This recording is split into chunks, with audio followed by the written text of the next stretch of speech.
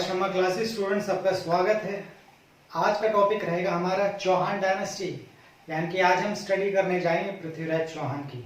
तो स्टूडेंट्स आइए अपनी वीडियो को बिना किसी देरी से शुरू करते हैं। अगर आप हमारे चैनल पर न्यू हैं तो लाइक एंड सब्सक्राइब करना ना भूलें और वीडियोस को शेयर करते रहें। प्यारे बच्चों, आज का हमारा टॉपिक रहेगा चौहान डायनेस्टी। चौहान डायनेस्टी हिंदी बोले तो चौहान वंश। और आज हम पृथ्वीराज चौहान की ही स्टोरी पढ़ेंगे। वहां पे सिर्फ हमने आइडिया दिया था, यहाँ पे आज हम उनके वंश की स्टडी करेंगे। तो स्टूडेंट्स, ऐसा माना जाता है इनका जो एरिया जो था, रूलिंग एरिया, इनका रूलिंग एरिया दिल्ली, इनका एरिया जो आता था दिल्ली, अजमेर एंड सांभर।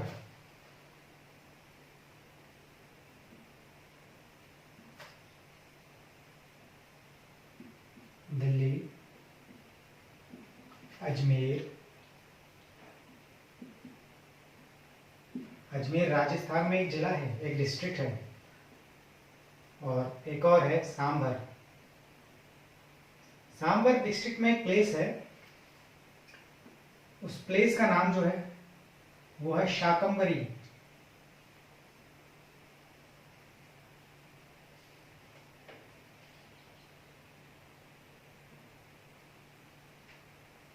यहां तक इनका एरिया माना जाता है।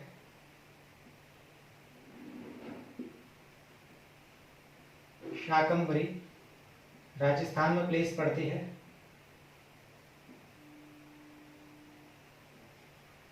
और इनका जो स्टार्टिंग माना जाता है वो 7th सेंचुरी से माना जाता है। 7th सेंचुरी में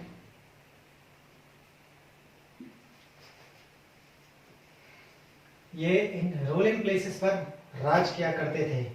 सेकंड, अब हम बात करते हैं सोर्सेस की। सोर्सेस की अगर हम बात करते हैं, वो है सबसे पहले विजय विग्रहराज, विग्रहराज सेकंड ने इंस्क्रिप्शन लिखवाई, और उस इंस्क्रिप्शन में आते हैं हर्ष प्रस्तर अभिलेख। यहां से हमें चौहान डायनेस्टी की इंफॉर्मेशन मिलती है। अभिलेख का मतलब वो बच्चे इंस्क्रिप्शन जो हम पढ़ चुके हैं। ये उन बच्चों के लिए क्लास है जो हिंदी इंग्लिश में पढ़ना चाहते हैं। हिंदी वालों के लिए भी सही है, प्लस इंग्लिश वालों के लिए भी। ना हिंदी वालों को प्रॉब्लम होगी ना इंग्लिश वालों को। सेकंड जो रूलर आया था, जो एक राजा बताया है, वो थे सोमेश्वर। सोमेश्वर ने भी अभिलेख करवाए अपने। इनके इंस्क्रिप्शन को बोला जाता है बिचौलिया या बिचौलिया, बिचौलिया प्रस्तर अभिलेख। यहां से भी हमें चौहान डायनेस्टी की इंफॉर्मेशन मिलती है। अब सोमेश्वर के टाइम पर, इन्हीं के टाइम पर अगर हम मानते हैं, चौहान के एंसेस्टर जो हुआ करते थे, इनके पूर्वज जो थे, वो ऐसा माना जाता है कि इनके पूर्वज जो प्रतिहार डायनेस्टी जब राज कर रही थी, उनके दरबार में सामंत हुआ करते थे। तो प्रतिहार डायनेस्टी के दरबार में सामंत हुआ करते थे चौहान। तो इनके पूर्वजों को बताया गया है चौहान्स एंसेस्टर्स, एंसेस्टर्स बोले तो पूर्वज। उनको ऐसा माना जाता है कि प्रतिहार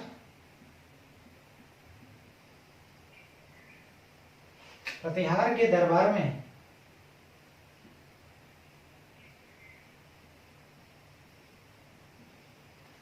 सामंत हुआ करते थे।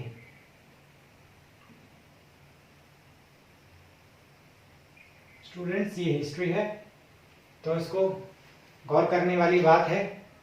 हमें मिक्स में ही पढ़ना पड़ेगा, हिंदी में इंग्लिश में दोनों में पढ़ना पड़ेगा, जिससे कि प्रॉब्लम ना हो समझने में।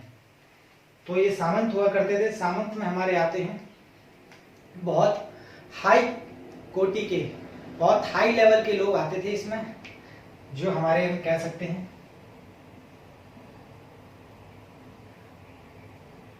उच्च कोटि के इंसान। इनके अगर हम फाउंडर की बात करें, इनके फाउंडर थे चौहान डायनेस्टी के। The founder of Chauhan dynasty was Vasudev. तो बस यहां से चौहान डायनेस्टी हमारी फाउंड हो चुकी है। चौहान डायनेस्टी के फाउंडर थे हमारे वासुदेव।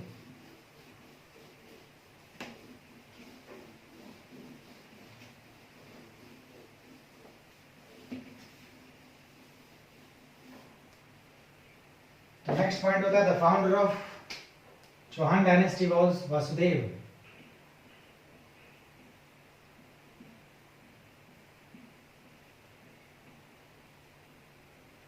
सेकंड पॉइंट की अगर हम बात करते हैं बच्चे, इन्होंने अपनी कैपिटल बनाई। इनके टाइम पर याद रहे कि वासुदेव जो थे ये फाउंडर थे। इन्हीं के टाइम पर एक रूलर हुआ, अ रूलर नेम्ड,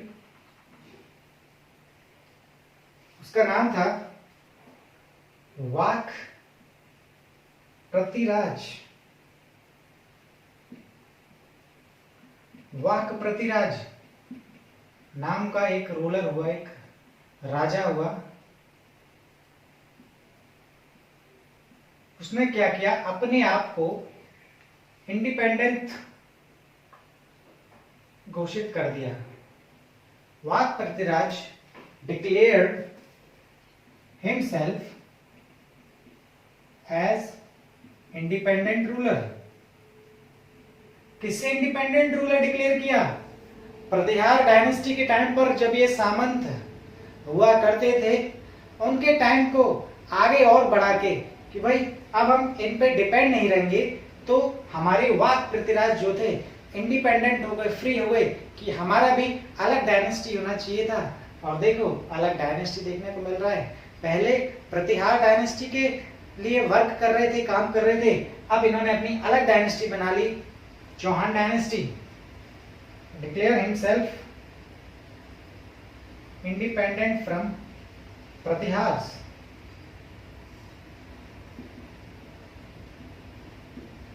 बच्चे इसी टाइम पर एक ग्रेट रूलर हुआ करते थे, अजयराज। अजयराज ने क्या किया था, आपने नाम सुना होगा Ajmer city, Ajmer district.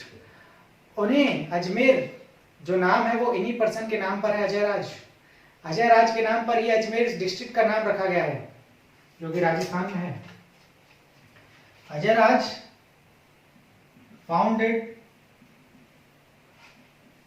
Ajmer city.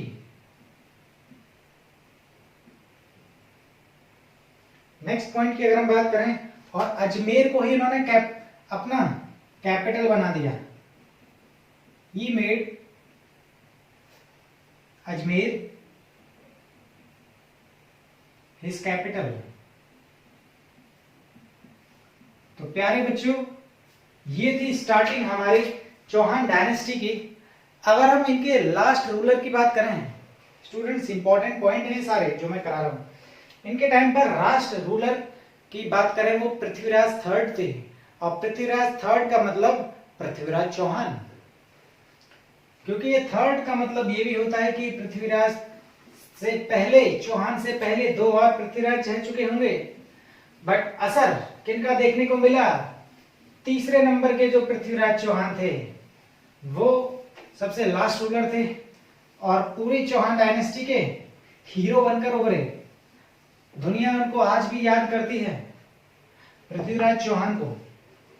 तो इनके लास्ट रूलर की बात करें, last ruler was Prithviraj Chauhan.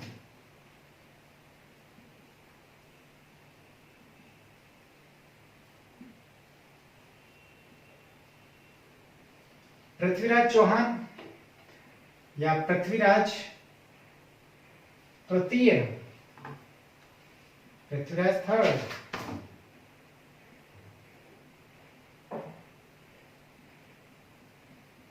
और इन्हीं को ही राय पिथौरा भी बोला जाता था, also known as Rai Pithora.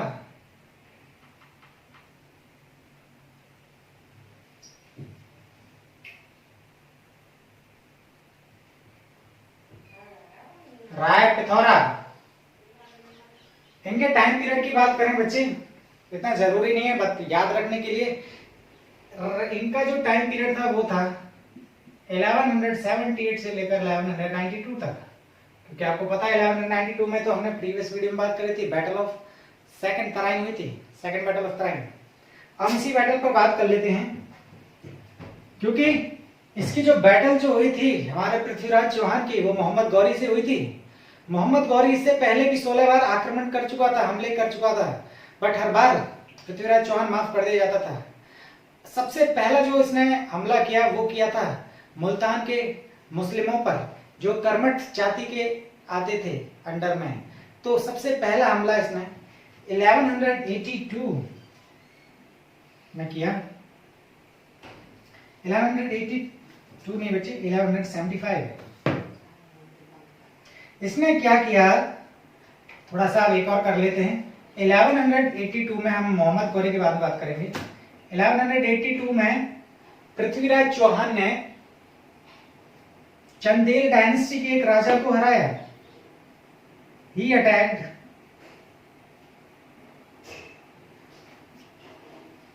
And defeated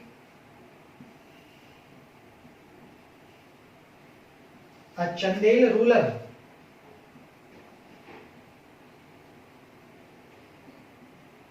named Parmadidev. Parmadidev.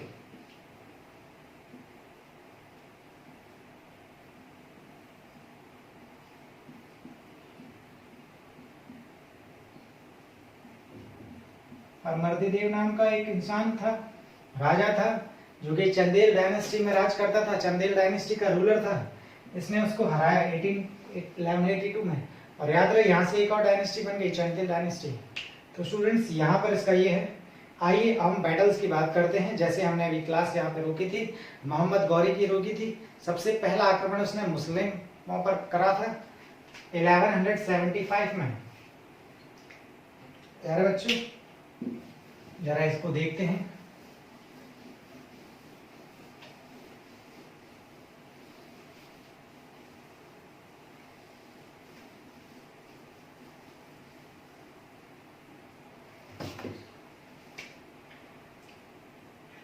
इन 1175 में इसने पहला हमला किया, मोहम्मद गौरी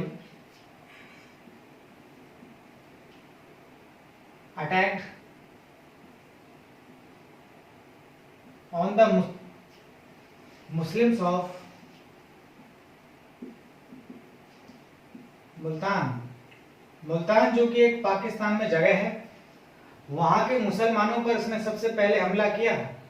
और मैंने बताया है कई बार कि जितने भी हमारे इन्वेडर्स आए हैं, जितने भी हमारे आक्रमणकारी हैं, उन्होंने सिंधु एरिया यानी कि जहां से सिंधु नदी बहकर जाती है उस वाले एरिया से उन्होंने आक्रमण किया। तो बस ये भी वही वाला एरिया है, सिंधु नदी वाला एरिया मुल्तान पर इसने आक्रमण किया। और उसके बाद इसने कई हमले किए। सोमनाथ मंदिर पे भी इसने हमला किया है। आइए जरा देखते हैं। 1178 में मोहम्मद गौरी अटैक्ड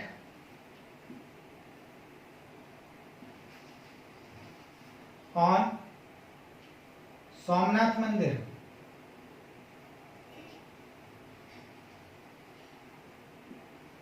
सोमनाथ मंदिर पर अटैक किया था, जो कि भोलेनाथ जी का मंदिर था। बट उसमें उसने मूर्ति जो नष्ट की थी वो कृष्ण भगवान जी की करी थी। सोमनाथ मंदिर पर अटैक किया था। इस टाइम पर एक डायनेस्टी राज कर रही थी, एहलवार्ड। नाम ने याद रखना बच्चे। एहलवाड वंश का एक राजा था, इसका नाम था मूल राज सेकंड। मूल राज सेकंड जो कि इस टाइम का रूलर था। मूलराज सेकंड पर हमला किया क्योंकि सोमनाथ मंदिर जो किसके अंडर में आता था, वो मूलराज सेकंड में आता था, जो कि एहलवाड डायनेस्टी का ही एक राजा था, उसी में से ये एक रूलर था। एहलवाड ने क्या किया, मूलराज ने मोहम्मद गौरी को बंदी बना लिया, गुलाम बना लिया और अपनी माँ के कहने पर उसने रिहा भी कर दिया। तो माँ के कहने पर देखो उसने छोड़ दिया मोहम्मद गौरी को। और इतना तो मोहम्मद गौरी के समझ में आ चुकी थी कि भाई ये वाला एरिया मेरे लिए अभी सही नहीं है, क्योंकि ये वाला एरिया कहाँ पर आ रहा है, गुजरात वाले एरिया में। सोमनाथ जगह हमारी गुजरात में है, सोमनाथ मंदिर गुजरात में पड़ता है और यहाँ पर हमारा मूल नाम सेकंड राज कर रहा था। इसको ये समझ में आ गया था कि ये एरिया मेरे लिए सही नहीं है, तो क्यों ना ऊपर की तरफ शिफ्ट किया जाए, ऊपर की तरफ मुड़ा जाए। तो फिर ये दोबारा कश्मीर और सिंध वाले एरिया में आ गया और कश्मीर और सिंध वाले एरिया में इसकी मुलाकात हुई पृथ्वीराज चौहान से, जो कि दिल्ली पर राज कर रहे थे। बस यहीं से इनकी कहानी स्टार्ट हो गई। इन्होंने क्या किया बच्चे, इसको थोड़ा सा मिटा देते हैं और अपनी आगे आने वाली बैटल्स पर ध्यान देते हैं, जो कि इंपॉर्टेंट बैटल्स रही हैं हमारे हिस्ट्री में। बैटल ऑफ तराइन और स्पेशली सेकंड बैटल 1191 में बैटल ऑफ तराइन थी। अच्छा, एक बात जरा ध्यान रखना, वो ये थी कि पृथ्वीराज चौहान जब राज कर रहा था दिल्ली पर, तो उसके कोर्ट में एक पर्सन हुआ करता था जिसका नाम था चंद्रबरदाई। चंद्रबरदाई इसका बहुत अच्छा मित्र भी था, बहुत अच्छे दोस्त भी थे आपस में दोनों। बस पृथ्वीराज के टाइम पर, पृथ्वीराज के रूलिंग पीरियड में कोर्ट पोइट हुआ करता था और उस कोर्ट पोइट का नाम था, कोर्ट का दरबारी चंद्रबरदाई।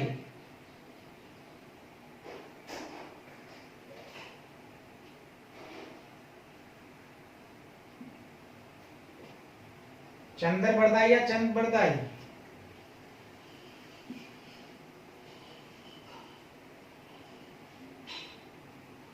इनको ऐसा माना जाता है बहुत अच्छे खासे दोनों दोस्त हुआ करते थे। ये हमारे पृथ्वीराज चौहान हो गए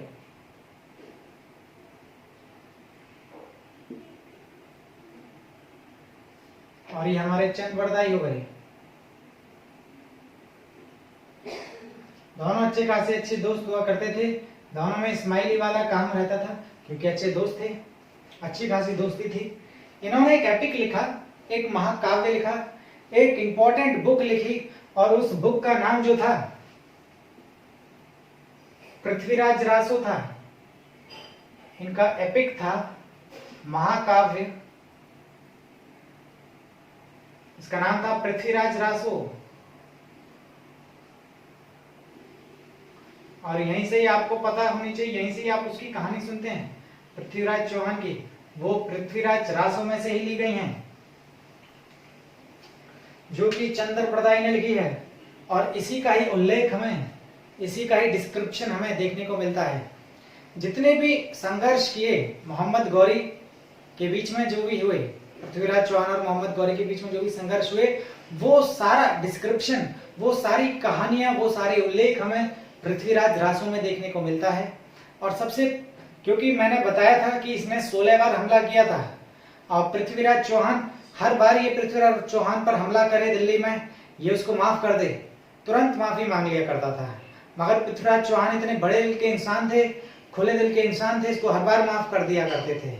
इसने 16 बार अटैक किया था, बट जैसे ही 17 बार अटैक किया, 17th टाइम अटैक जब इसने किया, तो पृथ्वीराज रासो, जो पृथ्वीराज चौहान की जो लिमिट थी वो खत्म हो गई, सब्र का बांध टूट गया और इसने आसानी से, क्योंकि पृथ्वीराज चौहान जो थे इसको आसानी से हरा दिया करते थे, तो बस 1191 में फर्स्ट बैटल ऑफ पानीपत हुआ। पानीपत नहीं, Tarain. First battle of Tarain हुआ। किसके बीच में हुआ था? पृथ्वीराज चौहान और मोहम्मद गौरी।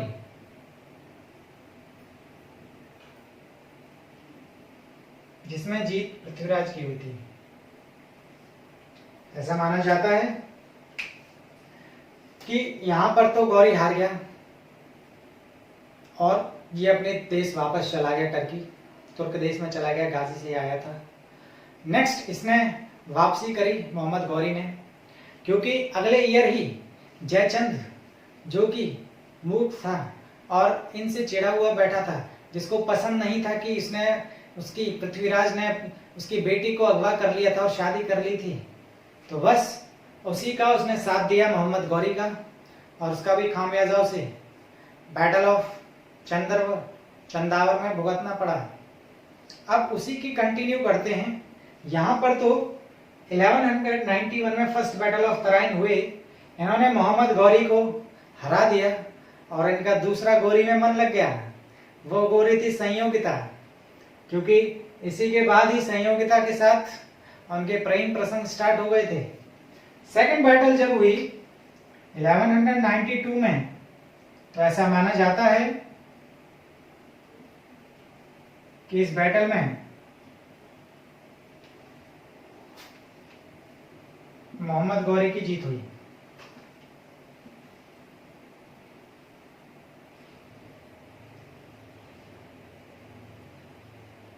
मोहम्मद गौरी कौन?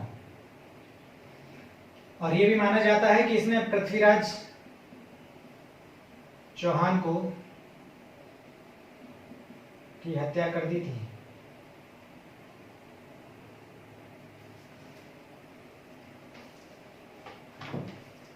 तो स्टूडेंट्स, ये पृथ्वीराज सेकंड बैटल जो हुई है, बैटल ऑफ तराइन, ये बहुत ही इंपॉर्टेंट बैटल रह चुकी है। इस पे स्टार लगा देते हैं। और इस बैटल को कह सकते हैं कि निर्णायक युद्ध साबित हुआ था। वो निर्णायक युद्ध इसलिए था क्योंकि इसको ट्रांजिशन पीरियड भी बोला गया है। और वो ट्रांजिशन पीरियड क्या था, क्या चीज हमें चेंज देखने को मिली थी, क्योंकि पृथ्वीराज चौहान जो थे वो लास्ट रूलर थे, हिंदू रूलर थे, और नया जो रूल स्टार्ट होने वाला था, क्योंकि मोहम्मद गौरी तो मुस्लिम था, तो नया मुस्लिम रूल स्टार्ट हो गया। तो उससे हमें एक नया ट्रांजिशन पीरियड देखने को मिला। सेकंड बैटल देखने को मिली हमें।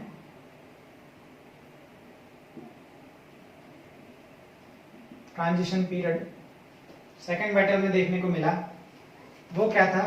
हिंदू रूल से कौन सा रूल आने वाला था हमारे कंट्री में, हमारे देश में? मुस्लिम रूल। ये होने वाला था बच्चे। इसमें ऐसा भी माना जाता है कि पृथ्वीराज रासो में ये भी बताया गया है कि जब सेकंड बैटल ऑफ तराइन की बात, पृथ्वीराज जैसे ही second battle of first battle of Tarain तक तो हमारे चंद्रप्रदाई ने लिखा है पृथ्वीराज रासो किताब में। सेकंड बैटल तक की बात करें तो जो भी सीन जो हुआ था उसमें, वो सारा सीन चंद्रप्रदाई के बेटे ने लिखा। वो सारी चीज उल्लेख जो उसने किया है, डिस्क्राइब जो उसने किया है घटनाओं का, वो चंद्रप्रदाई के बेटे ने किया है। क्योंकि इस युद्ध में सेकंड बैटल जो हुआ था, इसमें चंद्रप्रदाई प्लस पृथ्वीराज चौहान की डेथ हो गई थी। तो स्टूडेंट्स आइए जानते हैं। तो इनके दरबार में इनको लाया गया, क्योंकि बैटल तो हार ही गए थे पृथ्वीराज चौहान हमारे मोहम्मद गौरी से। तो इनको दरबार में लाया गया, मोहम्मद गौरी के पेश किया गया, और मोहम्मद गौरी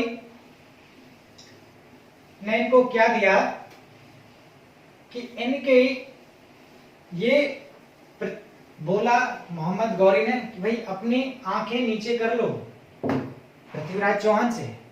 बट हमारे पृथ्वीराज चौहान आंखें ऊंची करके उसे देखते रहे, घूरते रहे। तो उसने गुस्से में अपने सैनिकों से बोल दिया कि पृथ्वीराज चौहान की आंखें निकाल लो, आंखें निचोड़ लो, नोच लो। उनको अंधा कर दो।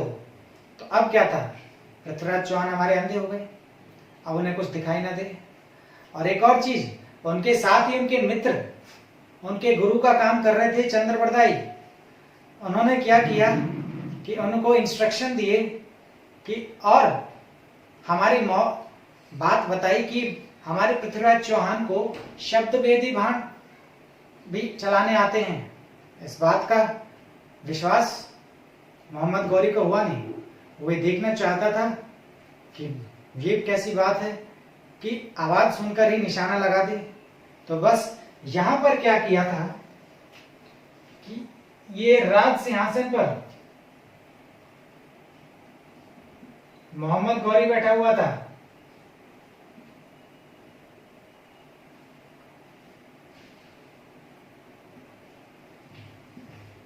और ये दूरी जो थी वो 24 गज की थी।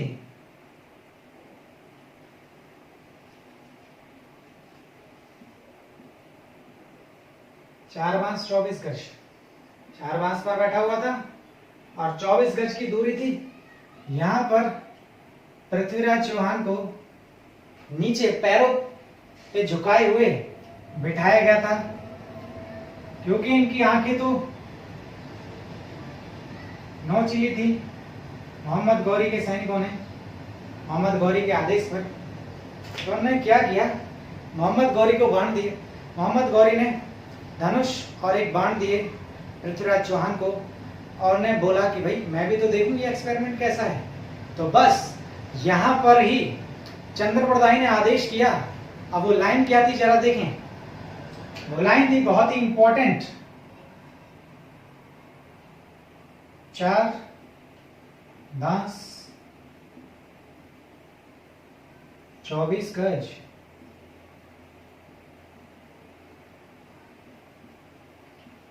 चार बांस 24 गज अंगुल अष्ट प्रमाण।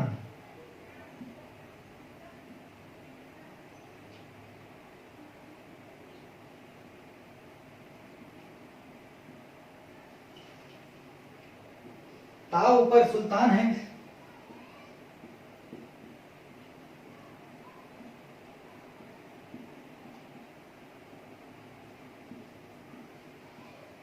मत चूको चौहान।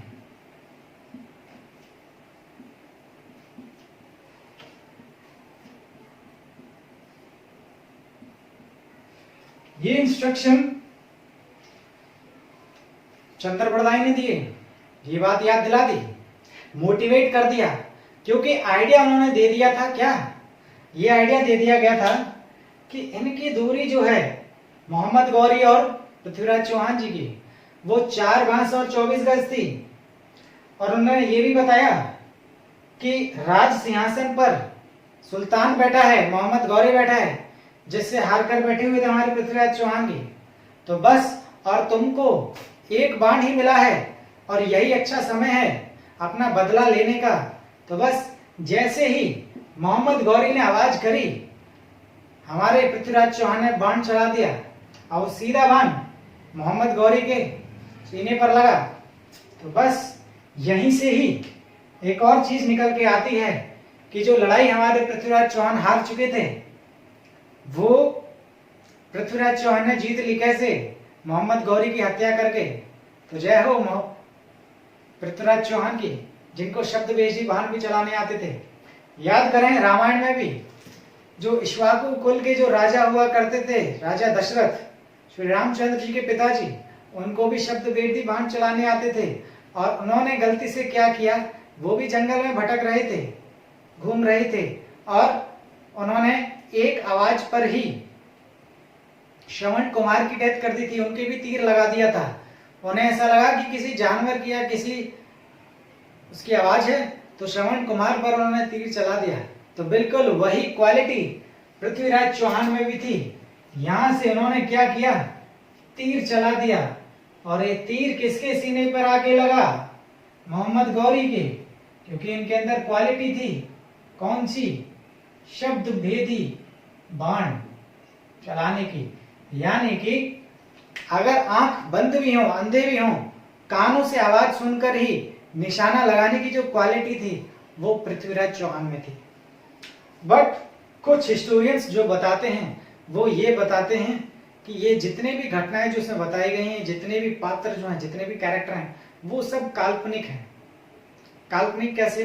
क्योंकि इन्होंने बताया कि यहां पर जब पृथ्वीराज चौहान की हत्या कर दी थी इन्होंने, तो मोहम्मद गौरी सिंध और कश्मीर वाले एरिया से अपने देश वापस जा रहा था और वहीं पर ही उसकी मुठभेड़ हो गई खोखर जाटों से। खोखर जाटों से उसकी मुठभेड़ हो गई, जिसमें मोहम्मद गौरी बुरी तरीके से घायल हुआ और मोहम्मद गौरी को सही टाइम पर अपने देश पहुंचाने में एक ही इंसान रिस्पॉन्सिबल था, वो था इल्तुतमिश। इल्तुतमिश ने उसको सही सलामत अपने देश में पहुंचाया मोहम्मद गौरी को, और इसी बात से खुश होकर मोहम्मद गौरी ने, जो कि उसका बंदी की तरह काम कर रहा था इल्तुतमिश को, स्लेवरी सिस्टम से इसे फ्री करा दिया, मुक्त करा दिया। और कुछ दिन बाद ही मोहम्मद गौरी की डेथ हो गई। डेथ होने के बाद ही हमें देखने को मिलता है कि उसके दामाद, जो कि स्लेव सिस्टम में ही आते थे, कुतुबुद्दीन ऐबक ने स्लेव सिस्टम की स्टार्टिंग कर दी और फाउंडर ऑफ स्लेव डायनेस्टी हम कुतुबुद्दीन ऐबक को मानते हैं। यहीं से ही हमारी दिल्ली सल्तनत भी स्टार्ट हो जाती है, क्योंकि मोहम्मद गौरी की डेथ जो ये मानते हैं वो 1206 में मानी गई थी, डेथ हो गई थी, और यहीं से ही हमारी स्लेवरी सिस्टम स्टार्ट हो गया है। बट वी आर इंडियंस, हम भारतीय हैं, हम क्यों इसकी बड़ाई करें? ये तो बाहर से आया था हमारे देश पर कब्जा करने के लिए, आक्रमण करने के लिए। तो आपने देखा होगा कि मोहम्मद गौरी की जितनी भी, जो भी पृथ्वीराज चौहान की जितनी भी कहानी बताई जाती हैं, वो पृथ्वीराज रासों में से बताई जाती हैं। और जितनी भी आपने कहानी, सीरियल्स, मूवीज देखी होंगी, उसमें उनकी हैप्पी एंडिंग करने के लिए यही चीज बताई गई है कि ये लाइन उन्होंने बोली चंद्रप्रदाई ने, तो बस वहीं से ही ये वाला सीन हर सीरियल, हर मूवीज में दिखाया जाता है, और यहीं से ही हमारे अंदर पॉजिटिव फीलिंग आती है। तो बस यहीं पर ही हमने समझा, यहीं पर ही हमारी चौहान डायनेस्टी खत्म होती है। और चौहान डायनेस्टी, पृथ्वीराज चौहान ने अपना, कह सकते हैं कि बदला ले ही लिया था, शब्द बेड़ी बांध चलाकर। और स्टूडेंट्स, ये भी माना जाता है कि जिस स्थान पर, जिस जगह पर चंद्रप्रदाई, क्योंकि अब आप सोच रहे होंगे कि सर इसमें तो क्या मोहम्मद गौरी ने चंद्रप्रदाई को छोड़ दिया हुआ अकेला, या पृथ्वीराज चौहान को? तो हमने क्या किया था कि चंद्रप्रदाई ने पहले तो खंजर पृथ्वीराज चौहान के मारकर हत्या कर दी, अपने खंजर मार दिया पृथ्वीराज चौहान के, और देन उसके बाद खुद अपने खंजर मार दिया और आत्महत्या कर ली।